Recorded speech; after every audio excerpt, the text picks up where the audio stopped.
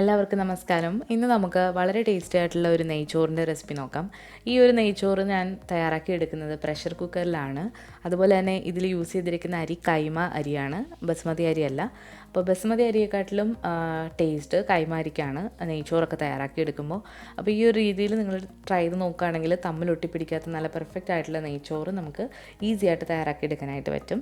അപ്പോൾ അതെങ്ങനെയാണെന്ന് നോക്കാം. അതിന് മുൻപായിട്ട് നമ്മുടെ ചാനൽ ആദ്യമായിട്ടാണ് കാണുന്നതെങ്കിൽ ഒന്ന് സബ്സ്ക്രൈബ് ചെയ്യുക. അതുപോലെ തന്നെ റൈറ്റ് സൈഡിലായിട്ട് കാണുന്ന ബെല്ലൈക്കൺ കൂടി ഒന്ന് ക്ലിക്ക് ചെയ്യാം. അപ്പോൾ അധികം താമസിയാതെ ഇതെങ്ങനെയാണ് തയ്യാറാക്കി എടുക്കുന്നത് നോക്കാം. ഈ ഒരു നെയ്ച്ചോറ് തയ്യാറാക്കി എടുക്കാൻ വേണ്ടിയിട്ട് ഞാനിവിടെ 2 കപ്പ് കൈമ അരിയാണ് എടുത്തിട്ടുള്ളത്. ജീരകശാല അരിയാണിത്.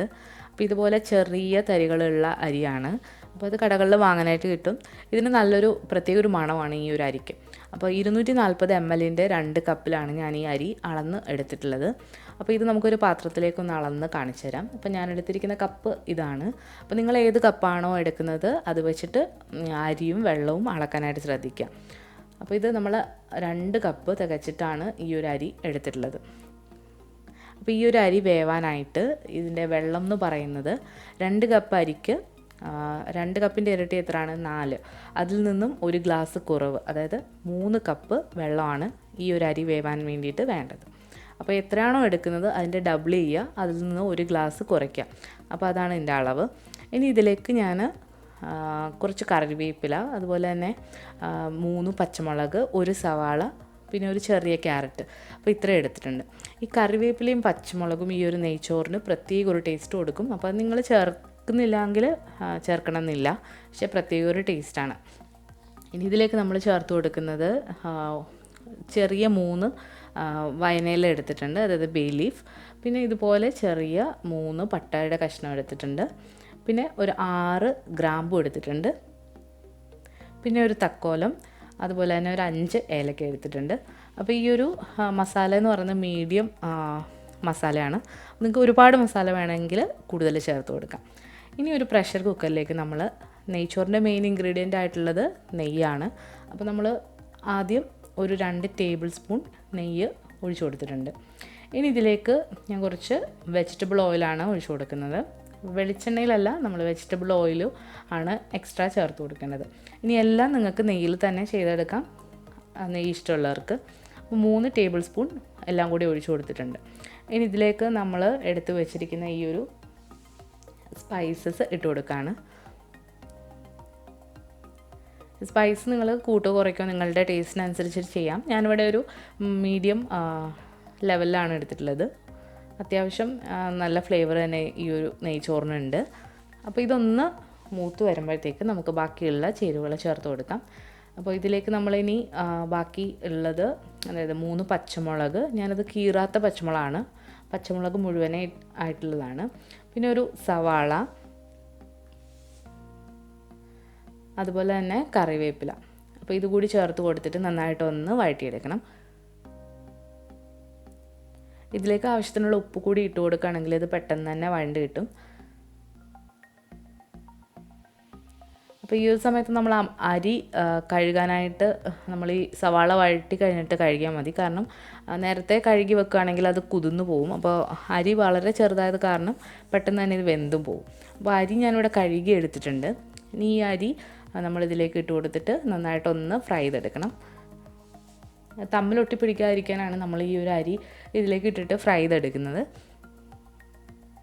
ഒരു 5 മിനിറ്റ് അരി നന്നായിട്ടൊന്ന് ഇളക്കി ഒന്ന് ഫ്രൈ ചെയ്തെടുക്കാം. അപ്പോൾ തീ ഒരു മീഡിയം ഫ്ലെയിമിലാണ് നമ്മളിപ്പോൾ ഇട്ടിട്ട് ചെയ്യുന്നത്. അപ്പോൾ ഇതൊരു 5 മിനിറ്റ് നമ്മൾ ഈ അരി നന്നായിട്ട് ഇളക്കി കൊടുത്തിട്ടുണ്ട്. ഇനി ഇതിലേക്ക് നമ്മൾ 1 ടേബിൾ സ്പൂൺ എണ്ണ കൂടി ഒഴിച്ചു കൊടുക്കുന്നുണ്ട്. എണ്ണയോ നെയ്യോ ഒഴിച്ചു കൊടുക്കാം. അപ്പോൾ നെയ്ച്ചോറെന്ന് പറയുമ്പോൾ അതിൽ കൂടുതലും കുറച്ച് എണ്ണ ഉള്ളൊരു ചോറാണ്.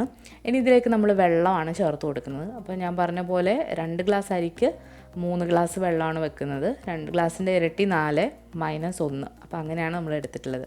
അപ്പോൾ അതേ ഗ്ലാസ്സിന് തന്നെ 3 ഗ്ലാസ് വെള്ളം ഒഴിച്ചു കൊടുത്തിട്ടുണ്ട്.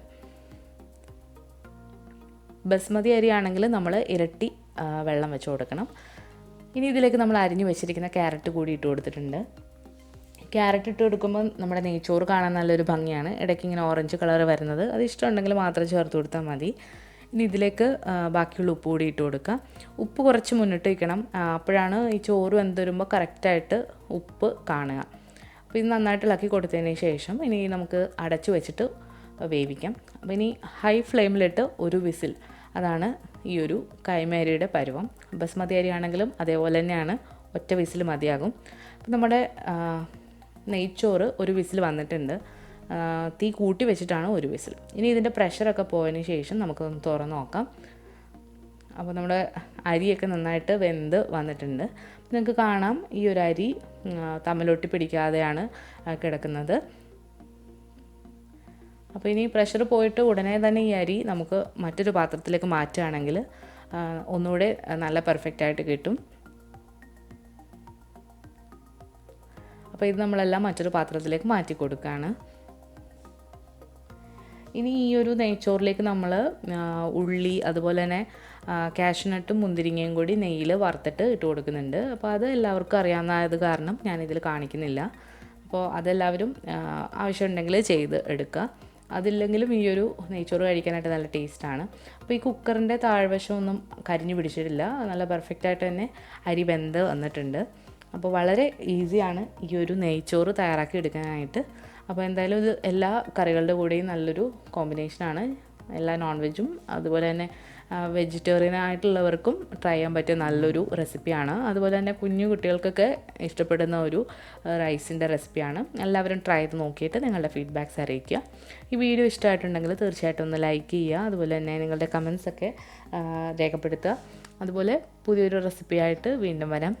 Thank you.